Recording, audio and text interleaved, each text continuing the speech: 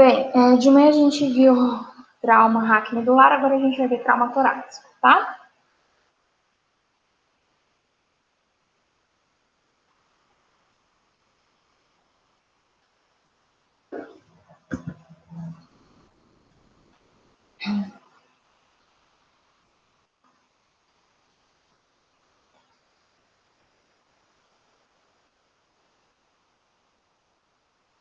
Certo.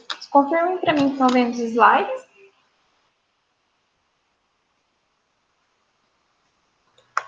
Está aparecendo a própria página do Meet. A própria página? Do Meet, uhum.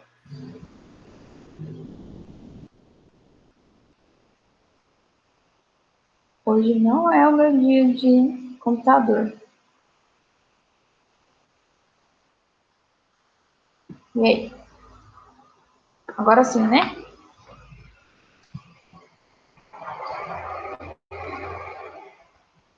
Tá aparecendo agora? Sim. O slide? Sim. Vamos lá, então, para trauma torácico, né? Como que a gente pode ter esse trauma, né? Mecanismos contusos ou penetrantes, tá? Maioria dos tratamentos podem ter intervenções relativamente simples. O que vai causar lesão? Aonde vai ter lesão, né? Nos órgãos envolvidos para a manutenção da oxigenação, ventilação e oferta de oxigênio. O que vai causar de morbidade? Ou seja, se eu tiver um trauma corte contuso ou penetrante na região torácica, o que isso vai fazer comigo, né? Hipóxia, hipercapnia, hipóxia, diminuição do oxigênio, hipercapnia, aumento do CO2 na corrente sanguínea. Consequentemente, também pode dar acidose respiratória, também pode evoluir para distúrbios metabólicos e, consequentemente, o choque. Lembrando da anatomia, né? A região torácica é composta principalmente pelos órgãos, o pulmão, o coração, né? Que ficam envolvidos e guardados numa caixa torácica que é composta por costelas e por cartilagens também e pelo mediastino, tá bom? E por baixo a gente tem algumas musculaturas acessórias, como músculos intercostais, diafragma, e todos esses outros músculos que vão estar compondo o sistema que vai permitir a inspiração e a expiração, tá? Por dentro, a gente vai ter o pulmão direito, o pulmão esquerdo, lembrando que o nosso pulmão direito tem 3 lóbulos e o esquerdo 2 lóbulos, né? Vamos ter a traqueia, vamos ter o mediastino, o espaço pleural, a cavidade pleural, tudo isso. E para que realmente aconteça o movimento de respiração, precisa que todos esses componentes estejam adequados. Qualquer alteração no mediastino, no espaço pleural, pulmonar, no coração, isso consequentemente vai envolver qualquer tipo de alteração torácica, tá? Então, se eu tiver alguma lesão, uma dissecação, alguma coisa cardíaca, consequentemente, a minha parte pulmonar também fica comprometida. Então, fisiologia, né? É através da respiração, inspirando O2 e expirando CO2, né? Aqui está um aumento do alvéolo. O alvéolo faz o processo de hematose, que é através dos capilares que ele faz difusão, né? A difusão pelos capilares pela entrada e saída de oxigênio e de CO2 para que ocorra essa troca. Que entre na corrente sanguínea e que seja eliminado via respiração. Então, na inspiração, né, ocorre a contração dos músculos, a contração do músculo do peitoral, contração dos músculos intercostais, contração do diafragma. E na expiração, vai ser a contração dos músculos internos, relaxamento do diafragma e contração dos músculos abdominais. Até para as meninas que gostam de exercício, por isso que a gente precisa saber quando inspirar e quando expirar, né? Quando a gente vai para um exercício que faz a força maior do abdômen, que vai contrair, a gente precisa estar no momento de expiração, porque é ele que vai fazer a maior contração dos músculos abdominais, tanto dos transversos quanto do reto, tá? Do oblíquo também. Então, o que vai acontecer, né? A gente vai ter uma penetração, uma lesão penetrante, ou por arma branca, ou por qualquer coisa, acidente.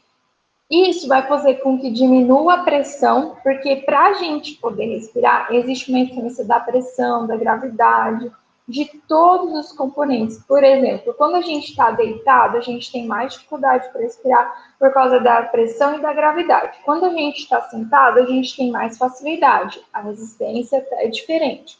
Então, por isso, quando a gente coloca o paciente em posição semi-Foley ou Foley, isso melhora a respiração dele. Quando ele está com espiné, a gente sempre orienta e faz com prescrição de enfermagem esse posicionamento, né? O rompimento das aderências entre as membranas pleurais pode ocasionar um pneumotórax, fazendo o coladamento, impedindo uma ventilação eficaz. Se não tem uma ventilação eficaz, consequentemente, vai fazer uma hipóxia e uma hipercapnia. Respiração vai estar superficial, vai ter uma estimulação do centro respiratório e, consequentemente, esse centro respiratório vai entender que está tendo um esforço respiratório, vai aumentar a frequência e o uso de musculatura, tá? Entrada de ar sem saída, ou seja, só entra o ar e não sai. Isso é o pneumotórax hipertensivo, que impede a respiração, diminui o retorno venoso, porque, consequentemente, vai estar com hipercapnia e faz o choque, né? Pode ter um deslocamento do mediastino. Quando desloca o mediastino aqui, retorno venoso diminuído, PA diminuída, distensão da veia jugular, pode ter desvio de traqueia e, consequentemente, alterações respiratórias. Ferimentos penetrantes, né, que ocorre lesão tecidual, hemorragia, que é o hemitórax. Pode ser que esses ferimentos não sejam visíveis e diminuam a capacidade respiratória, também, consequentemente, leva ao choque. Ferimentos pulmonares, hemorragias, sangue nos alvéolos, diminui também a ventilação e a oxigenação. O alvéolo ele precisa estar apenas com os capilares e o espaço intersticial dele todo livre para que aconteça essa diferenciação para a troca gasosa, tanto do oxigênio quanto do CO2, tá? Lesão contusa. Aplicada na parede torácica, órgãos torácicos, vai ter hemorragia, diminuir a ventilação e a oxigenação.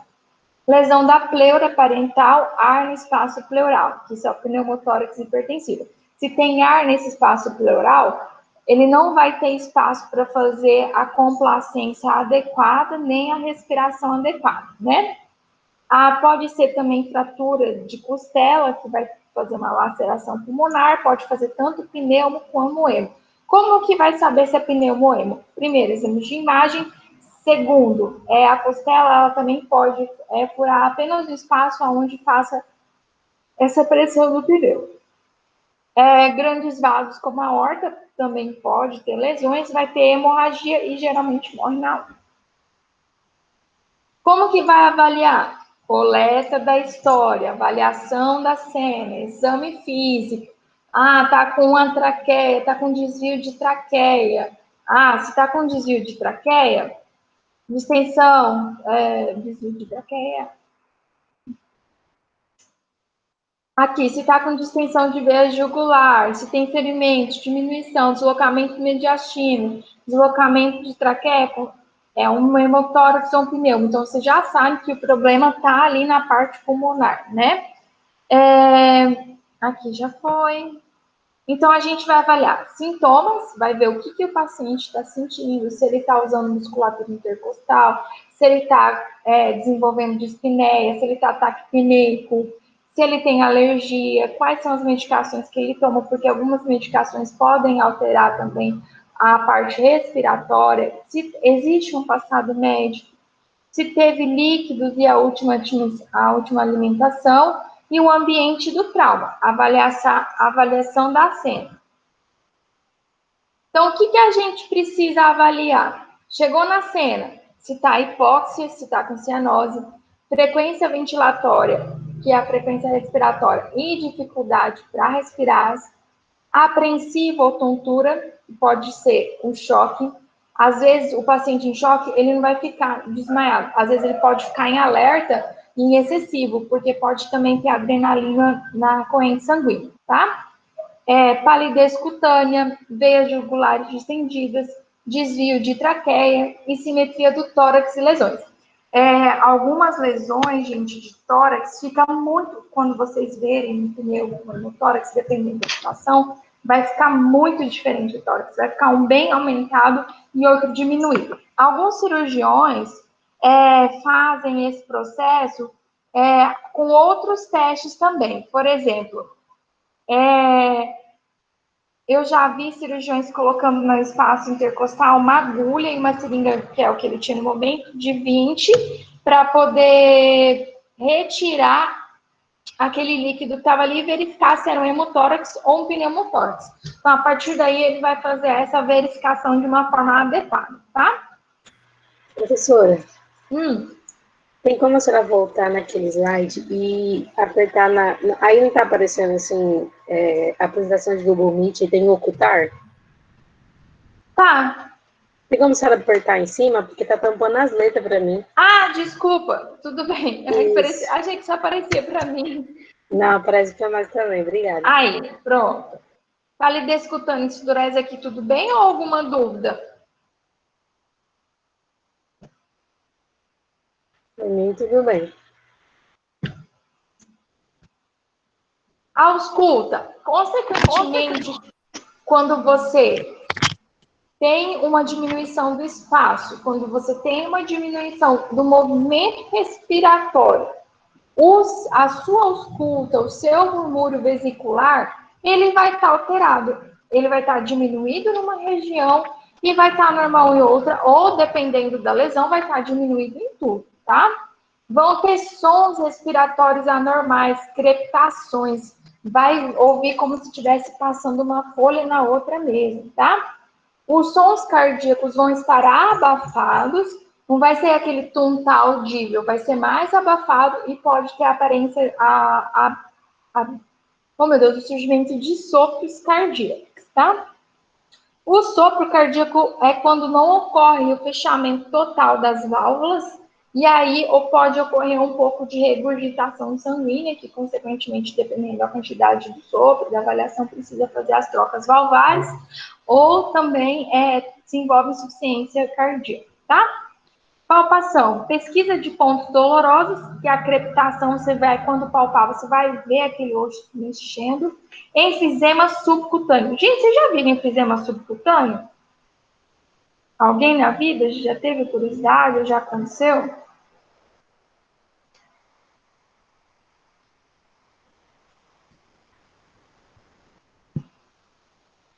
Não? Eu esqueci que eu tenho que fazer dedômetro. Felipe, você já viu enfisema cutâneo? Suspeito que seja? Ah, professor, já vi tanta coisa na vida que eu não sei, não.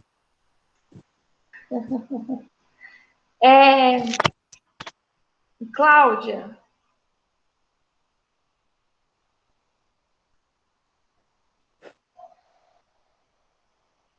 Oi, minha internet caiu. Tudo bem. Você já viu enfisema cutâneo? Oi? Você já viu enfisema subcutâneo? Não. Tá. Gente, o paciente ele incha na hora, conforme você vai ventilando e conforme vai entrando oxigênio, ele vai inchando de uma forma assim muito rápida, tá? Como se formasse bolhas de ar mesmo, tá? Chega a ser até assim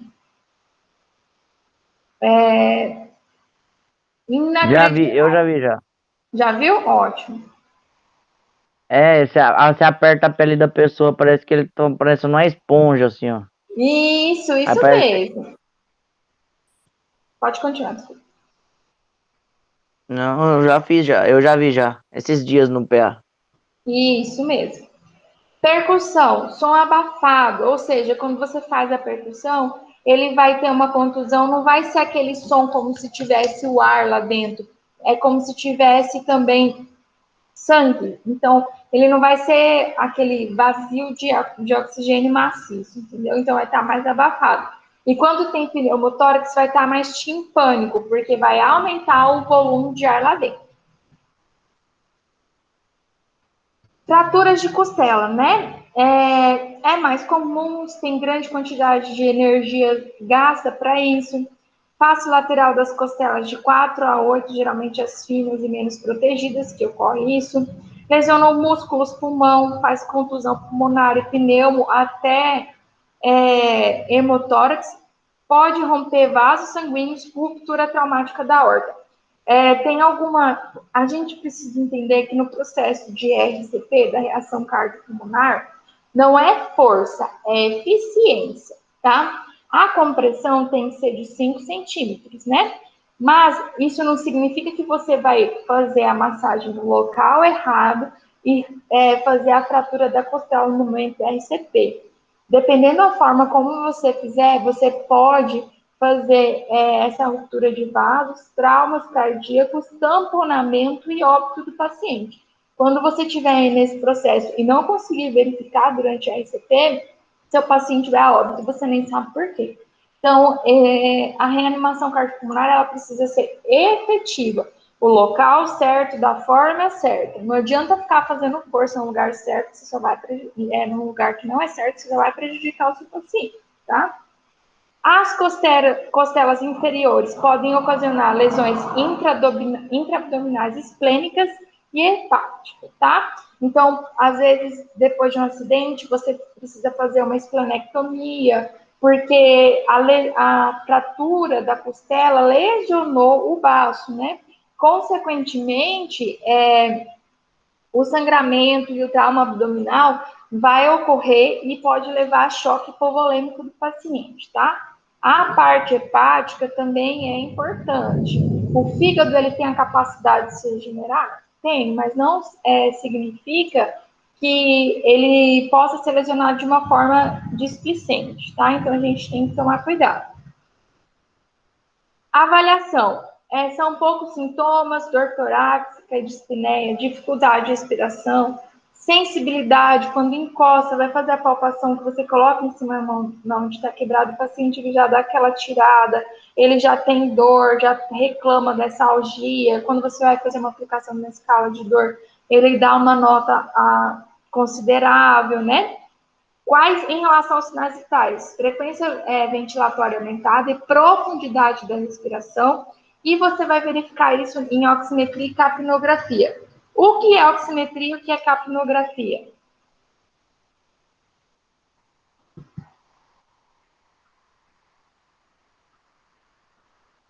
Gabriel.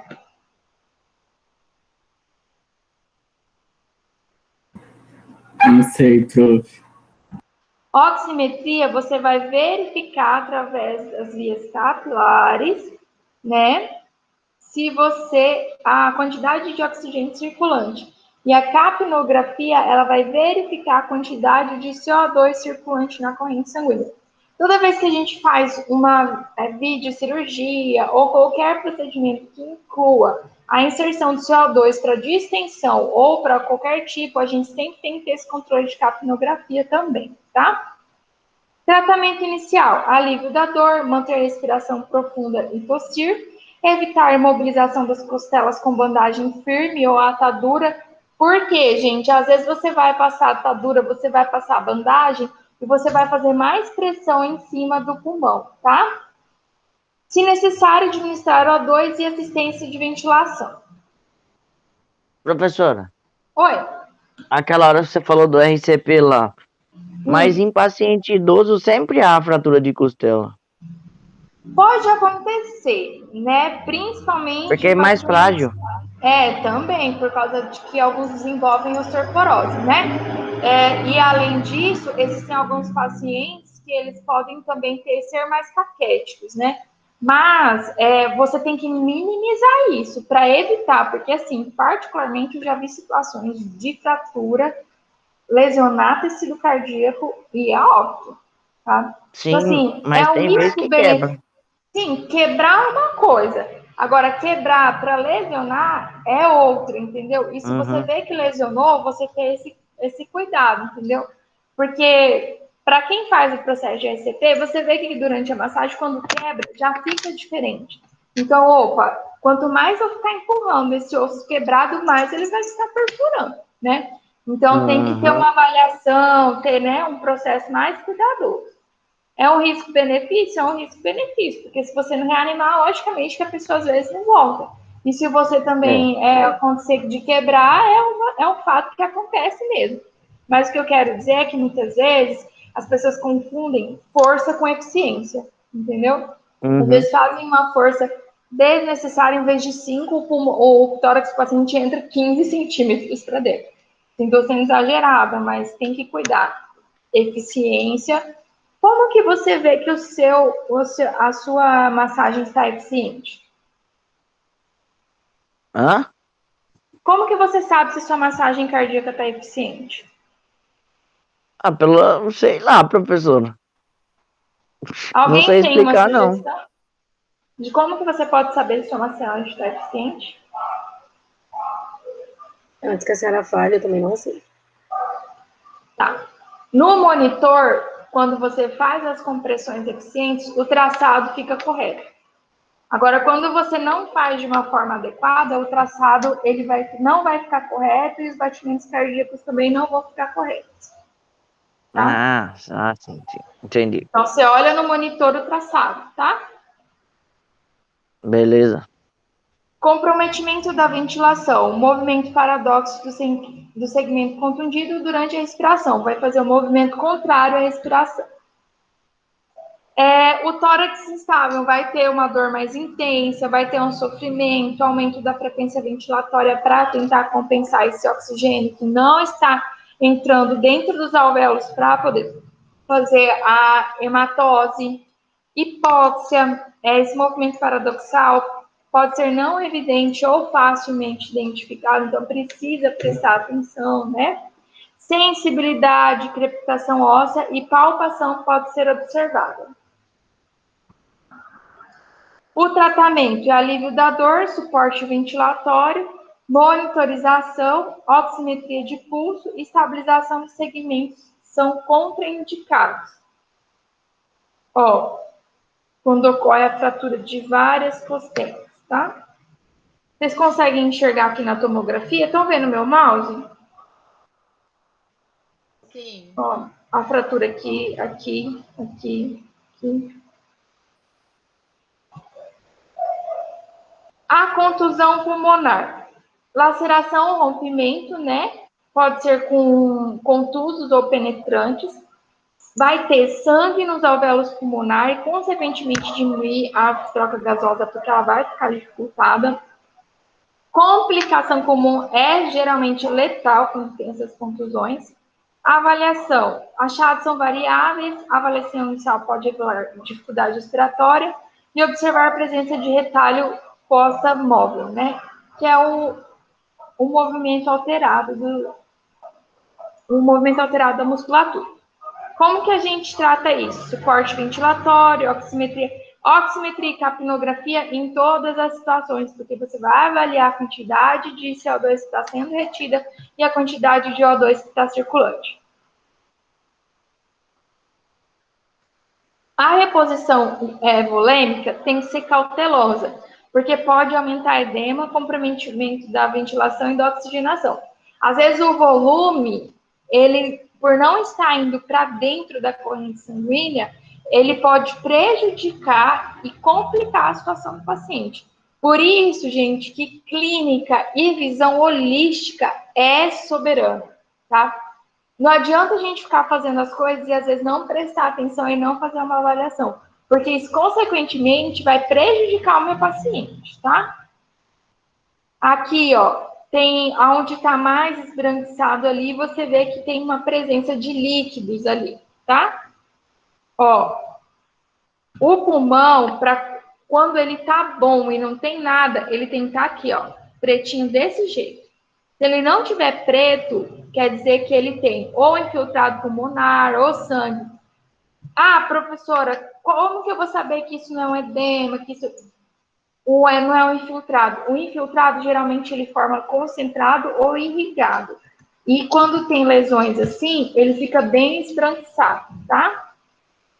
Ó, esse aqui tem uma fratura de costal aqui e outra aqui, ó. Bem aqui. Tem uma aqui, ó.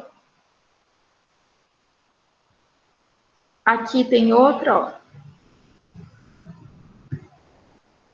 Então, pneumotórax simples, que arma no espaço pleural. Então, isso vai fazer o colabamento.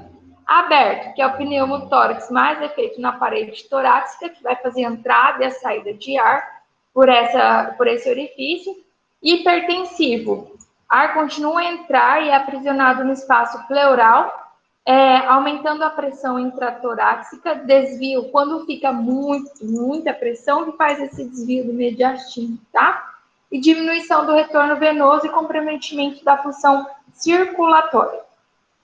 Pneumotórax simples, ar no espaço pleural, aumento do ar, colabamento, avaliação dor torácica e de sinais de disfunção respiratória, vai ter a diminuição dos murmúrios vesiculares, timpanismo na percussão. Então, quando bater, vai o pulmão tá cheio de ar em excesso, principalmente no espaço pleural, então ele vai fazer esse barulho e, consequentemente, ele não está tendo a movimentação adequada, então os murmúrios vesiculares vão estar diminuídos.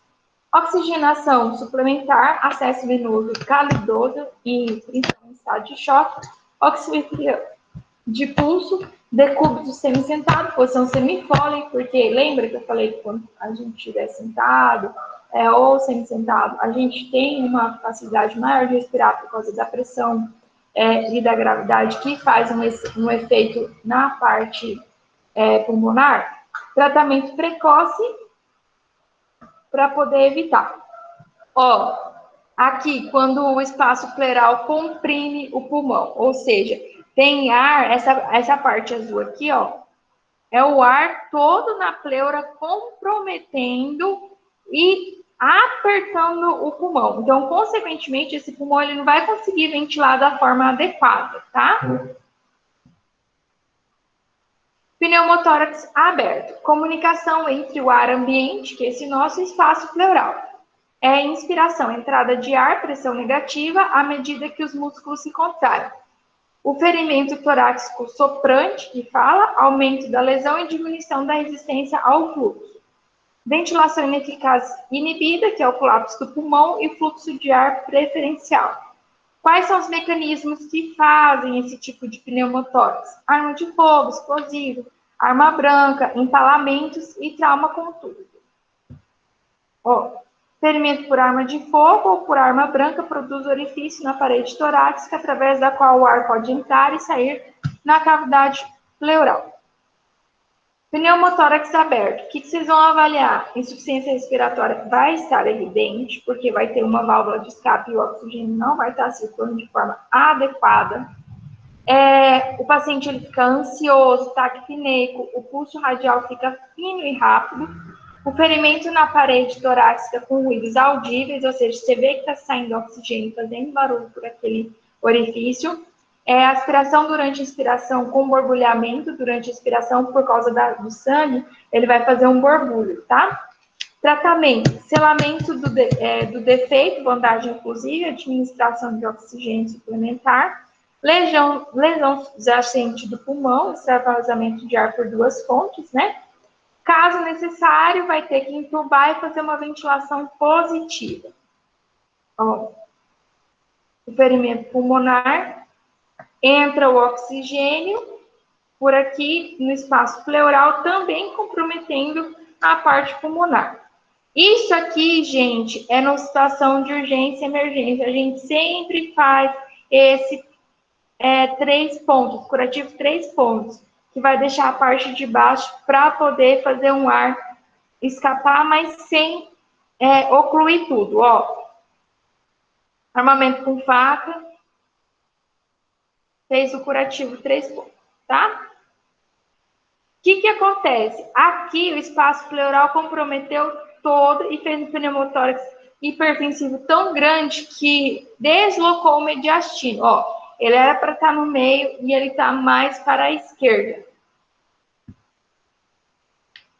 O hemotórax, presença de sangue no espaço pleural, representa a fonte de perda sanguínea importante, mesmo os mecanismos do pneumotórax, origem, parede da musculatura torácica, vasos intercostais, parênquima pulmonar, vasos pulmonares e grandes vasos do tórax. Ó, a diferença, o sangue que vai estar no espaço pleural e que vai comprometer, tá? Vai ser o hemotórax. A quantidade de sangue pode acumular na cavidade torácica, causando hipovolemia, que gera uma situação muito mais grave que a quantidade de pulmão comprimida pelo sangue perdido. O que a gente vai avaliar? Desconforto, dor torácica e dispneia, os sinais de choque, taquicardia, taquipneia, confusão, palidez e hipotensão.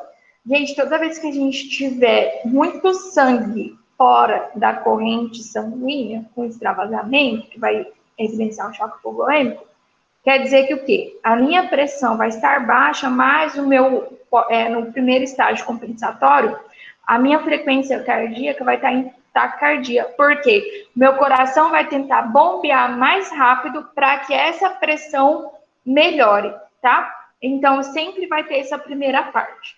Exame físico. São os respiratórios, são diminuídos ou ausentes, percussão é abafado. Pneu mais hemotórax, probabilidade de comprometimento cardiorrespiratório. Tratamento, observação constante, administração de oxigênio com auxílio de ventilação, se necessário, bolsa, válvula, máscara ou intubação endotraqueal. E sempre ter, principalmente para essa questão sanguínea, reposição volêmica, tá? Transporte rápido, porque vai precisar de intervenção cirúrgica. Ó, um hemotórax. Tá vendo que o pulmão aqui, ó, tá pretinho e aqui tá todo esbranquiçado. Essas aqui são lesões cardíacas que também, consequentemente, podem alterar a parte torácica, tá? Então, toda vez que tiver comprometimento, vai precisar de cirurgia cardíaca. São as contusões.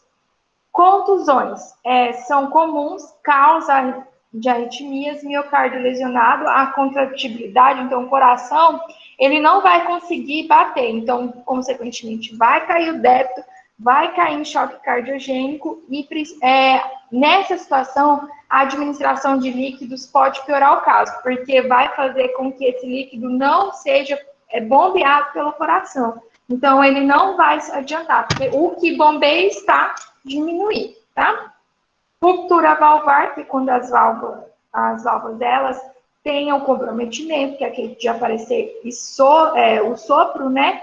Pode aparecer também estertores e ocasionar taquipneia. E são sinais de insuficiência cardíaca, né?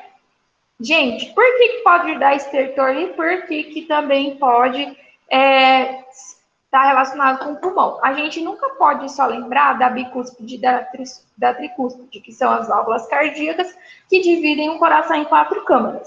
A gente também tem uma válvula também que vai do nosso ventrículo direito para o pulmão, que faz a troca gasosa, e também temos uma válvula que vem da artéria pulmonar para o nosso ventrículo e para o nosso átrio esquerdo.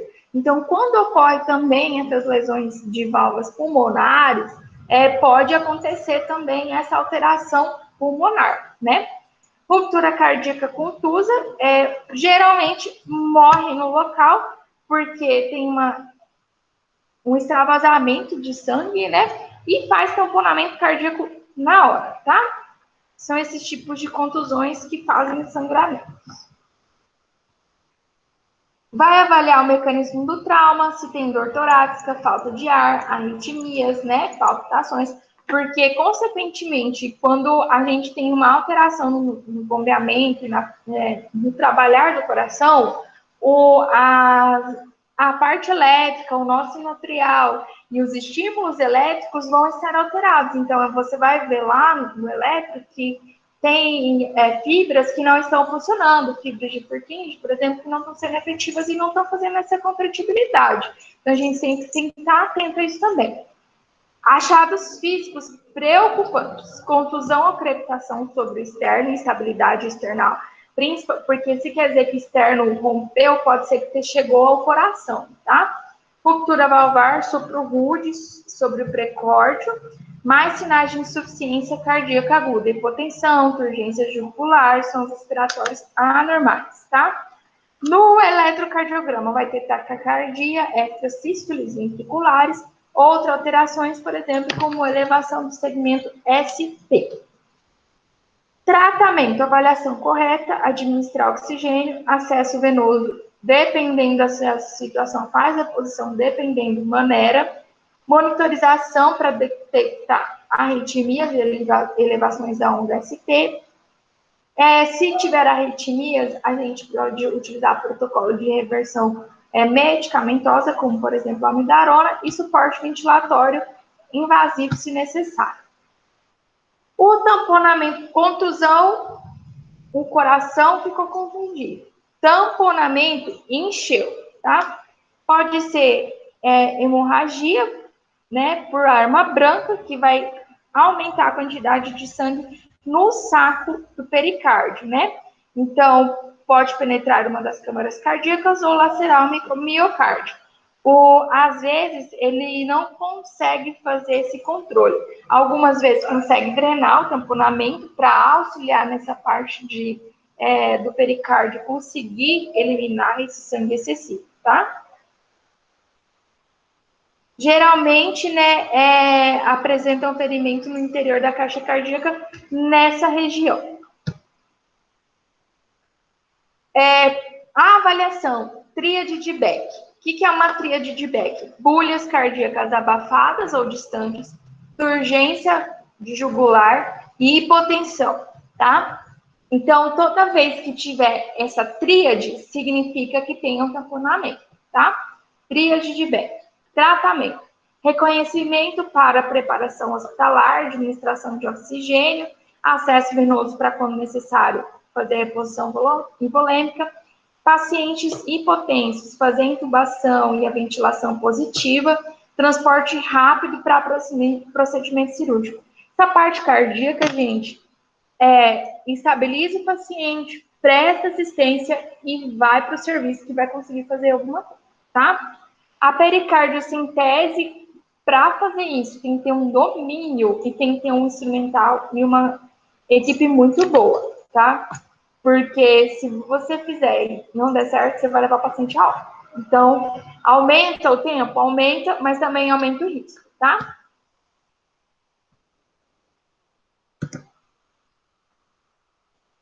Alguma dúvida além de todas?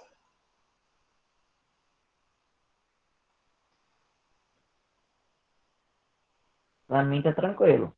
Certo? É bastante coisa, né? Mas é um pouco de leitura e um pouco de vivência também. Quando vocês forem para a prática, vocês vão ter mais essa parte assim, de entender e coligar o que a gente explica aqui na teoria, junto com aquilo que vocês estão vivendo, né? Então, quando você for ver um paciente com pneumotórax ou com hemotórax, que o cirurgião fizer o teste e for passar o dreno, vocês vão entender, vão saber. Gente, eu nunca fui professora de vocês, mas uma dica muito importante para todos vocês.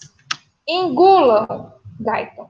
Engulam fisiologia, porque fisiologia é o que te faz ter um raciocínio clínico e lógico. Tá? Pneumotórax.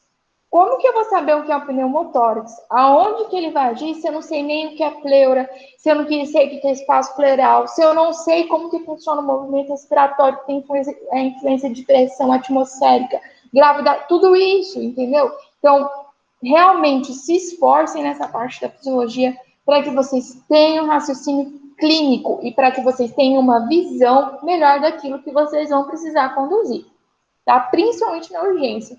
A urgência, ela não é desespero, é inteligência e eficiência. Não adianta nada você prestar um atendimento para um paciente rápido e ineficaz, tá? Tem que ser um atendimento eficiente para o paciente. É isso que salva uma vida, tá? Nunca se esqueçam disso. Alguma dúvida? Não, prof, por mim. Eu não, professor. Tá. Se eu estiver falando demais, vocês me avisem. Eu falo bastante, entendeu? Qualquer coisa, vocês vão me dando um toque aí, tá bom? Certo? Tranquilo, Gente, tranquilo. está sendo um prazer para mim estar presente no campo de vocês. São campos diferentes, mas todos somos profissionais da enfermagem, né? E eu tenho entendido isso muito mais esse ano, e principalmente por algumas experiências vividas, principalmente nessa situação de pandemia e por ter também trabalhado na linha de frente, em hospitais campanhas. Então, assim, somos todos um, né? Então, assim, independente de eu ser de outro campus, está sendo um prazer ter o contato com vocês. Tive a experiência do semestre passado de receber alguns de vocês na nosso campus, na disciplina de gerenciamento, né? E agora estou tendo essa experiência. Então, assim, que seja um novo começo de novas experiências e de novos métodos, né? E qualquer coisa é só mandar um e-mail, ok? Ok. Professora, Pode falar. quando eu não estiver participando, eu vou estar de plantão, tá? Tudo bem, Felipe. Aí é só avisar e depois você assiste as aulas para você conseguir fazer as atividades e a avaliação, tá bom? Eu tô Ok, apanhando aqui, mas eu vou conseguir colocar a aula lá para vocês, tá bom? ok. Obrigado, professora. Ok, prof. Gente, obrigada. Uma boa semana para vocês e até semana que vem, tá? Pra você Tá. também. Obrigada, para você Tchau. também. Tchau, prof. Até semana que vem.